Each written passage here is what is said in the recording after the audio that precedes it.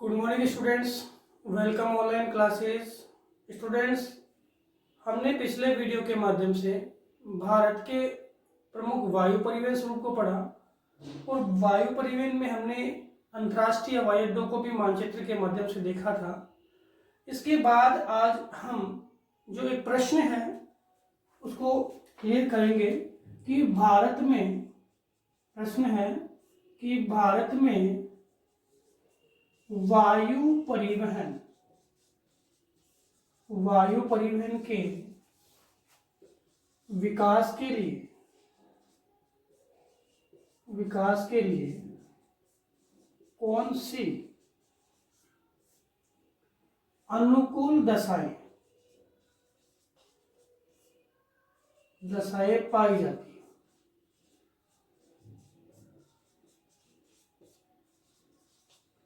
कौन कौन सी अनुकूल दशाएं पाई जाती है जिसके कारण भारत में वायु परिवहन का विकास हो रहा है।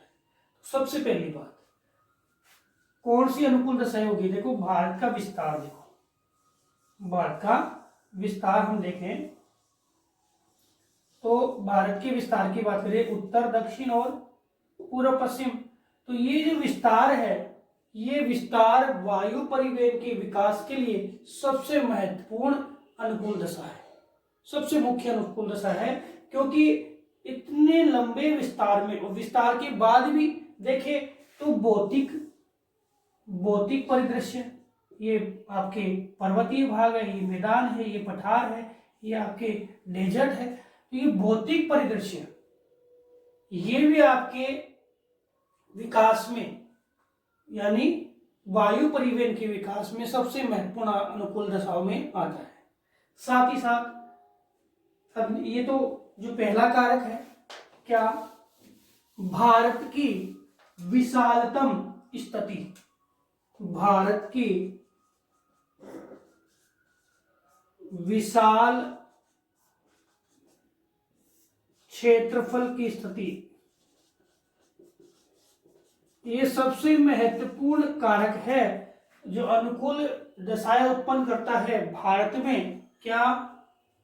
भारत में वायु परिवहन के विकास के लिए। अब दूसरी बात आती है कि विश्व के अधिकांश देशों से कनेक्टिविटी, अधिकांश देशों से कनेक्टिविटी, विश्व के अधिकांश देशों से कनेक्टिविटी हम देखें तो भारत है वो आपके एशिया महाद्वीप का दक्षिणी भाग रखता है, यानी एशिया महाद्वीप का दक्षिणी जो देश है।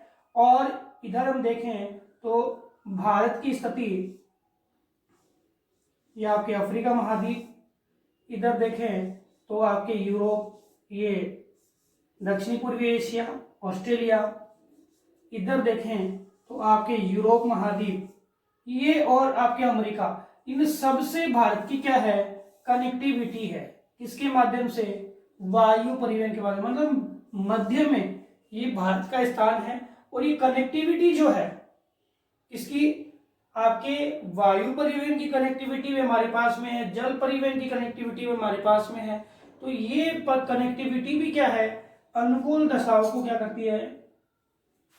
विकसित करती है। और भारत में वायु परिवहन के विकास को सुनिश्चित करने के लिए अपने मुख्य स्वरूप को हमें प्रदर्शित करती है कि भारत की जो कनेक्टिविटी है विश्व के अधिकांश देशों के साथ है, तो हम यहाँ पर अपने व्यापारिक क्रियाओं को बढ़ा सकते हैं वायु परिवहन के माध्यम से। और इस कारण से यहाँ वायु परिवहन की सुविधा या वायु परिवहन का विकास है वो देखने को मिलता है। इसके बाद वायु परिवहन के लिए जो हम वायुयान बनाते हैं उसके लिए किसकी आवश्यकता है? एल्यूमिनियम की। और ये एल्यूमिनियम है वो हमारे पास में पर्याप्त मात्रा में है, तो एल्यूमिनियम की पर्याप्त उपलब्धता ये भी हमारे लिए महत्वपूर्ण अनुकूल दशा है। इसके बाद हम देखें कि एल्यूमिनियम मिल गया, हमें खनिज मिल गया, लेकिन खनिज मिलने से मतलब थोड़ी है हमें क्या है, बनाने की तकनीकी भी मिलनी चाहिए। तो तकनीकी का ज्ञान भी उपलब्ध है। तकनीक का ज्ञान भी उपलब्ध है किसमें, भारत में, हमारे भारत देश में वायुयान बनाने की तकनीकी का ज्ञान भी उपलब्ध है। यह भी अनुकूल दशा है जो भारत में किसको, वायु परिवहन के विकास को क्या कर रही है, लागू कर रही है। साथ ही अब जहां प्लेन है वो लैंडिंग करेंगे, उस स्थान पर आपके क्या बनाएंगे, एयरपोर्ट बनाएंगे। क्या बनाएंगे, एयरपोर्ट। और एयरपोर्ट की भूमि है वो कैसी होनी चाहिए, कठोर होनी चाहिए। कैसी होनी चाहिए, कठोर होनी चाहिए। तो भारत में यह जो क्षेत्र है उनमें मृदा है वो कठोरतम मृदा है। तो ये भी क्या है, अनुकूलता को सिद्ध करती है कि यह अनुकूलतम प्रयास है किसका, आपके एयरपोर्ट बनाने का और वायु परिवहन के विकास का। साथ ही साथ भारत जो है, भारत में विशाल जो क्षेत्रफल है, यहाँ पे विशाल जनसंख्या है। और ये जनसंख्या क्या करेगी, मांग, परिवहन की मांग, और ये परिवहन की जो मांग है वो वायु परिवहन के विकास में क्या होगी, सहायक होगी। जनसंख्या, जो विशाल जनसंख्या है, ये मांग को क्या करती है, प्रदर्शित करती है। और जो मांग है वो किस पे, आर्थिक स्थिति पे निर्भर करती है।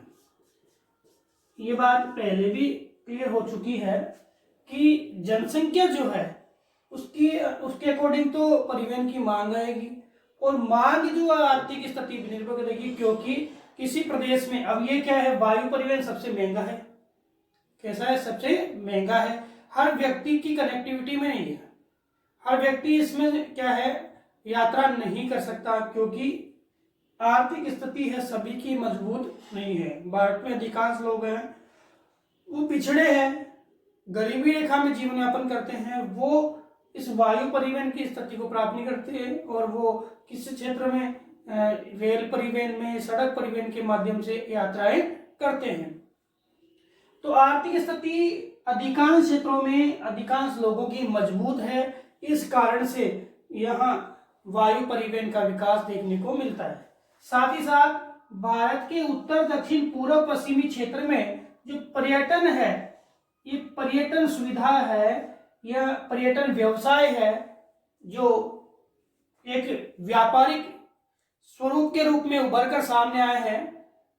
सेवा सेक्टर में सबसे महत्वपूर्ण जो सेवा सेक्टर है वो पर्यटन सेक्टर है, जो पूरे विश्व में सर्वाधिक, हम देखें कि 25 से ज्यादा प्रतिशत जो आमदनी है वो किससे हो रही है, वो यानी 1/4 आमदनी है वो लगभग पर्यटन सेक्टर से हो रही है। तो पर्यटन जो है उसके विकास के साथ साथ आपके वायु परिवहन का विकास भी हो रहा है। तो ये सारी अनुकूलता है, क्योंकि भारत में पर्यटन है और पर्यटन का विकास हो रहा है, तो वायु परिवहन का भी क्या हो रहा है, विकास हो रहा है। क्यों, क्योंकि भारत के दुर्गम क्षेत्र है और दुर्गम क्षेत्रों में पर्यटन के लिए वायु परिवहन की स्थिति है वही सुस्पष्ट यात्रा वाली है। इसके अलावा हम देखें तो भारत के विभिन्न प्रदेश है जो दूरस्थ क्षेत्रों में है, वहां द्रुतगामी परिवहन के लिए भी अगर पर्यटन करना है और पर्यटन के लिए लोग जा रहे हैं तो द्रुतगामी परिवहन के लिए वो वायु परिवहन को ही चुनते हैं। तो ये सारी अनुकूलताएं हैं वो वायु परिवहन को विकसित कर रही है, भारत में वायु परिवहन की स्थिति को सुनिश्चित कर रही है। अब जो प्रश्न आता है, मैंने एक बात कही अभी, आर्थिक स्थिति। आर्थिक स्थिति के कारण भारत का प्रत्येक नागरिक जो है वह वायु परिवहन सेवा को प्राप्त नहीं कर पाता है, और इस कारण से अधिकांश लोग हैं इस सेवा से वंचित रह जाते हैं। इसी रूपरेखा को सही करने के लिए सभी लोगों को वायु परिवहन तक कनेक्ट करने के लिए, यानी वायु परिवहन की कनेक्टिविटी है वो सभी लोगों तक पहुंचाने के लिए, चाहे वो गरीब तबके का है चाहे वो अमीर तबके का है, इसलिए भारत सरकार ने एक पॉलिसी बनाई और ये पॉलिसी है भारतीय नागरिक उड्डयन नीति 2016, भारतीय नागरिक उड्डयन नीति 2016। ये जो नागरिक उड्डयन नीति है ये 15 जून 2016 को आई। कब आई? 15 जून 2016 को। इस नागरिक उड्डयन नीति का क्या उद्देश्य था?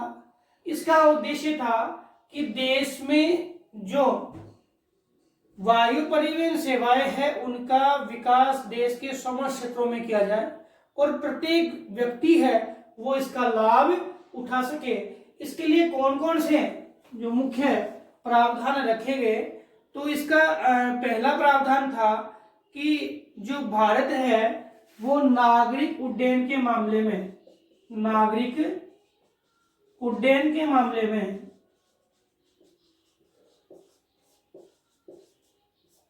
9वें स्थान पर है। कौन से स्थान पर है? 9वें स्थान पे।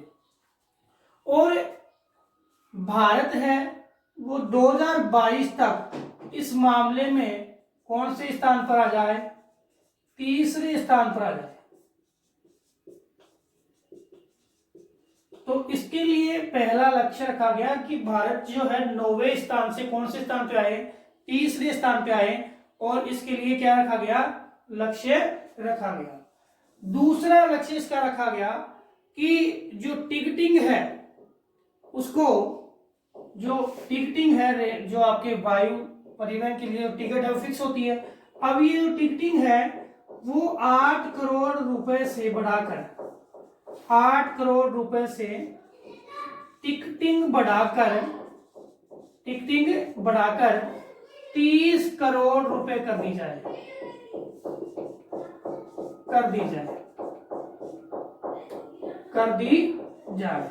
कितनी? 8 करोड़ से 30 करोड़। इसका मतलब काफी लोग हैं वो यात्रा कर सकेंगे। यानी टिकटिंग जो है, कौन सी टिकटिंग की बात कर रहे हैं? घरेलू टिकटिंग। कौन सी टिकटिंग?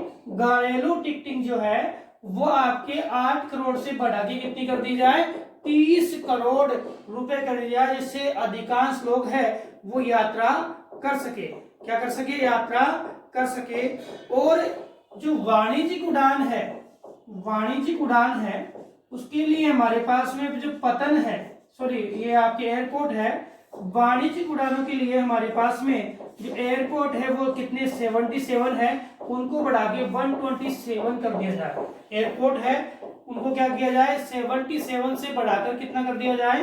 127 कर दिया जाए। कब तक? 2019 तक एयरपोर्ट बढ़ा के कर दिए कितने? 72। अभी हमने पढ़ा कि वर्तमान में आपके 127 क्या है? एयरपोर्ट है। देखें तो जो मालवाहक जो सामान है उनकी मात्रा है वो 2027 तक, मालवाहक जो सामान है, सामानों की जो मात्रा है वो 2027 तक, भाई इसमें इजाफा किया जाए, वो 2027 तक कितनी कर दी जाए? 10 मिलियन टन तक ये मालवाहक जो सामान है वो ले जा सके, ला सके। ये जो मात्रा है वर्तमान में बहुत कम है, इस कारण से भी इनका उपयोग नहीं हो पा रहा था। इसके अलावा विमान सेवाओं की पहुंच है, विमान सेवाओं की पहुंच प्रत्येक नागरिक तक हो, कोई पाबंदी नहीं हो, कोई प्रतिबंध नहीं हो, प्रत्येक नागरिक तक हो, कोई इसमें पाबंदी नहीं हो। यानी अब हर आम आदमी वो विमान सेवाओं का लाभ ले सके। इसके अलावा जो ग्रीन फील्ड हवाई अड्डे हैं, हमने पढ़े थे, पहला हैदराबाद था ग्रीन फील्ड हवाई अड्डे। कौन से? ग्रीन फील्ड हवाई अड्डे हैं, उनका विकास किया जाए, जिससे क्या हो? पर्यावरण को भी हवाई अड्डों का विकास किया जाए, जिससे क्या होगा? पर्यावरण का भी लाभ होगा। ग्रीन फील्ड हवाई अड्डों का विकास किया जाए। तो ये सबसे महत्वपूर्ण बात है, क्योंकि सब जो जहां पे एयरपोर्ट होंगे आसपास का पर्यावरण दूषित होगा, तो ऐसे उपकरण लगाए जाए जिससे आसपास के पर्यावरण को किसी प्रकार का नुकसान नहीं हो। इसके अतिरिक्त हम बात करें तो देखो 9वें स्थान से कौन से स्थान पे लाए गए, तीसरे पे। 8 करोड़ घरेलू टिकटिंग थी, उसको बढ़ा के 30 करोड़ रुपए कर दी। वाणिज्यिक उड़ानों के लिए पतनों की संख्या बढ़ाने का लक्ष्य रखा गया। मालवाहक सामान जो की मात्रा थी उसको बढ़ा के 10 मिलियन तक करने का, और विमान सेवाओं की पहुंच प्रत्येक नागरिक, आम नागरिक तक हो। ग्रीनफील्ड हवाई अड्डे उनका विकास किया जाए। इसके अतिरिक्त इस नागरिक उड्डयन नीति में और कौन कौन से लक्ष्य 2025 तक 3.3 लाख कुशल जो कर्मी है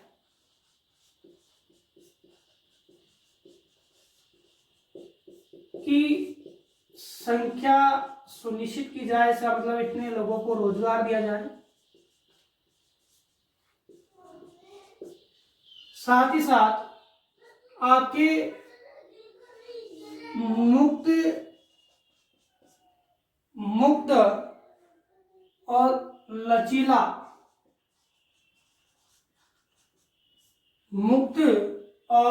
लचीला, या इसको बोल सकते हैं ओपन इकाई पॉलिसी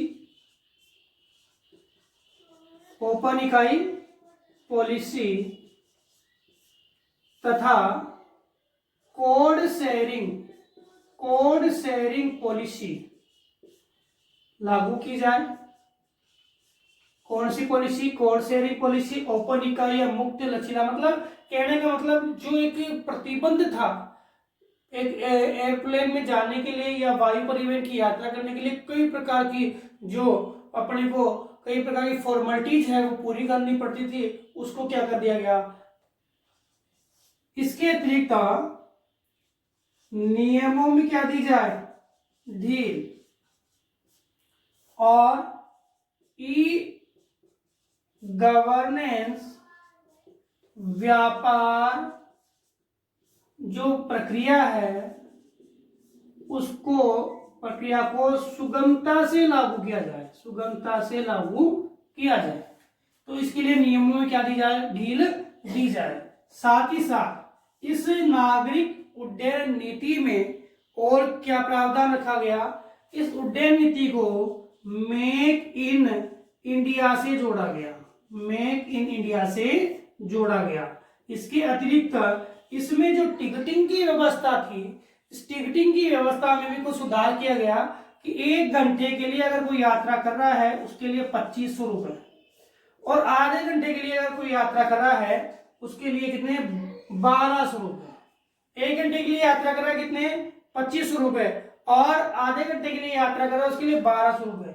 ये सुनिश्चित कर दिए गए। और इसमें घाटा हो रहा है, राज्य सरकार को भी हो रहा है और केंद्र सरकार को भी हो रहा है। तो इस घाटे की भरपाई कैसे करेंगे? 80-20 के रेशो में। 80 किसका? सेंट्रल का, और 20 किसका? स्टेट का। तो ये घाटे की भरपाई इसमें की जाएगी। इसके साथ ही नीति के आधार पर 7 जुलाई 2017 में भारत के नागरिक विमान उड्डयन मंत्रालय द्वारा एक जो कार्यक्रम चलाया गया, सब उड़े व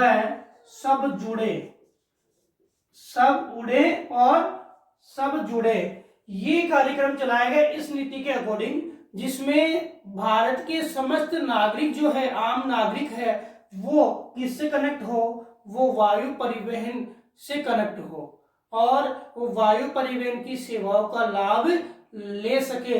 इसके लिए आपके इसी नीति के आधार पर 7 जुलाई 2017 को सब उड़े और सब जुड़े एक कार्यक्रम चलाया गया।